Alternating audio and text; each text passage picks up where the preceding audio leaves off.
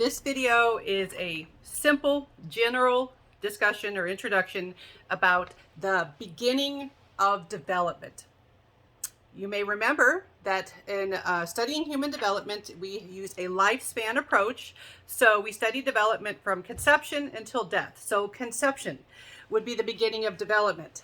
Now, what is conception? A lot of students do have this general idea. It's like, well, it's when someone becomes pregnant or something like that. And we're going to use a very specific term, fertilization. Fertilization is where one gamete from a biological female is fertilized with a gamete from a biological male, and you end up with a single-celled new organism or perhaps individual called a zygote.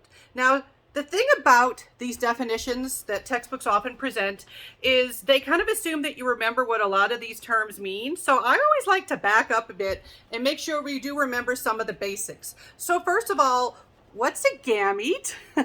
What are these gametes that are meeting and forming this zygote? All right, so gametes, those are sex cells. You have lots of cells in your body, but you have these specific cells called gametes.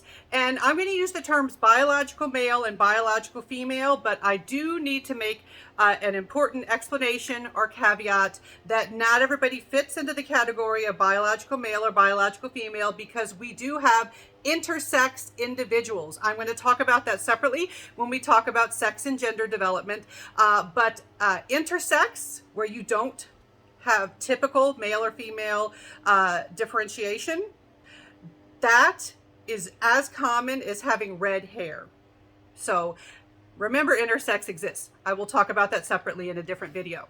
So for for someone who is a biological female, the gamete is the ovum, which we often just call the egg in everyday language. The ovum, just like the other gamete for the males, it has 23 chromosomes typically. You do have atypical situations, but most of the time there are 23 chromosomes. Now, most of the cells in your body have 46 chromosomes. You may remember that. All right, chromosomes contain DNA. I've provided a separate video about DNA for my students. Remember DNA, deoxyribonucleic acid, if you want to use the full name. DNA, the abbreviation works fine for my classes. DNA includes the code, the instructions for building life, essentially. And so you can find DNA on these chromosomes. We have 46 chromosomes in most of our cells, and they are in pairs. They are in pairs because you have one copy from one gamete, one copy from the other gamete from when fertilization occurred. So gametes only have half the chromosomes. They have 23 typically. All right, so that ovum, that's from the biological female.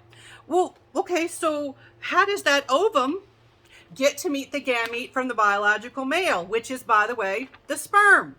All right, and sperm, when they are released, they're released through ejaculation, and if this makes you giggle, that's your issue. And I do have a separate video that I make available to my students about the male reproductive system if you need a refresher, or if maybe you never had sex ed, or you didn't pay attention in sex ed, or it just wasn't explained very well, or something like that. And so with ejaculation, sperm are released. Lots of sperm are released. Millions to billions of sperm are released, whereas an ovum, you typically have one present when there's an opportunity for fertilization. So, how are sperm released? Well, someone gets an erection, they have an ejaculation, sperm can be released into someone's body, outside someone's body. There are lots of opportunities there. Ovulation is important for the ovum. Now, I find that many of my students don't fully understand ovulation. So I do have a separate video on ovulation too, to give you the very basic rundown of ovulation. All right, so you have ovaries. All right, female reproductive system. You've got uterus, fallopian tubes, ovaries. The ovaries have all of the potential ova, that's the plural of ovum. You are actually, excuse me, you're actually, if you were biological female, or if you have ovaries, you might be intersex and have ovaries, you are born with all of those potential ova as follicles. And the follicles, what happens is during the menstrual cycle, do you know what a menstrual cycle is? The menstrual cycle is the span of time from the beginning of one menstrual period, that's actual bleeding, to the beginning of the next menstrual period. During that span of time, there are lots of important events involving hormones. And one of the things that happens is at some point during the menstrual cycle, there is a surge, a spike of a particular hormone called luteinizing hormone. Luteinizing hormone tells the ovaries, which have been swelling during this time. The ovaries have been swelling and getting bumpy, and these things called follicles, they get bigger, big enough that they could be released as an ovum. And essentially when there's that surge of hormone, it says release one. It can be more than one. Usually the default is for it to be one, but it's entirely possible, and I will talk about that separately when we talk about twinning, that more than one could be released. And so essentially the largest follicle wins. This is your very simplified version of things. Largest follicle wins. It gets released as an ovum. It can be released from the right ovary or the left ovary. It's kind of random. It usually works out to about 50-50, but it's kind of random in terms of which side of the female reproductive system will have that ovum sitting there for potential fertilization. And so then how's that sperm going to get to it? You could have insemination, intrauterine insemination, which is a medical procedure. Please don't call it artificial insemination, because if it works, the baby that you get from it, it's not fake. Don't call that artificial insemination. It's insemination. And so with insemination, the sperm is actually placed into someone's body with hopes of fertilization, usually in a medical office with a tube, a cannula. In the movies, they have like turkey baster involved, and that's not the standard way that things are done. A very common way that many people are familiar with for fertilization to take place in the body is sex. Sexual relations, particularly penetrative penis and vagina sexual intercourse. If you can't handle these terms, folks, if you're taking my class, you should be an adult. You should be able to handle this. Unprotected or poorly protected intercourse. That's one way that the sperm can get into the body. That is an in vivo fertilization.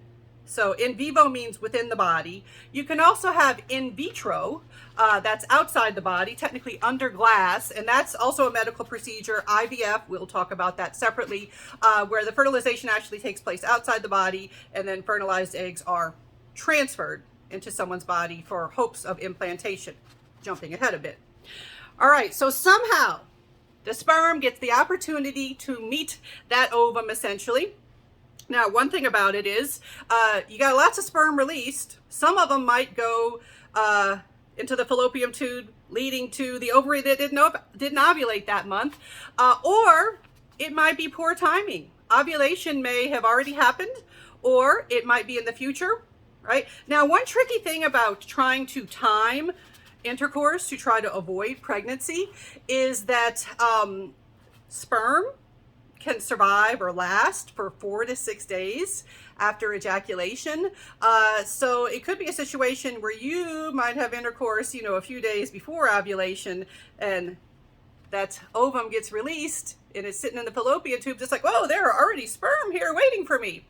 Also, that ovum can last for about 24 hours after ovulation. So there's a span of time. It's not like you have to have intercourse exactly in that moment of ovulation for fertilization to happen. Now, other things can happen that can interfere with fertilization, but that's the major stuff that we're going to focus on. All right, so fertilization. Sperm meets ovum. You only want one sperm to penetrate that ovum. It's actually a very essentially awful situation if two penetrate the ovum. It leads to a non-viable pregnancy, very dangerous. You can have a molar pregnancy situation, and that's not something you want. We're going to focus on a situation where one sperm fertilizes one ovum. You get a zygote. All right, so that zygote is like that first representation of a new individual that's developing. It is a single cell at first.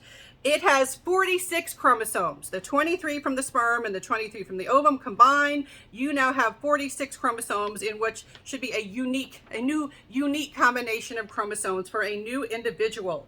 And so now I'm looking, making sure that I said all of the important things to include. All right, yes, I did.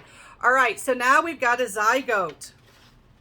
There's so much more that has to happen, but now we've got a zygote. A pregnancy has begun and development has begun.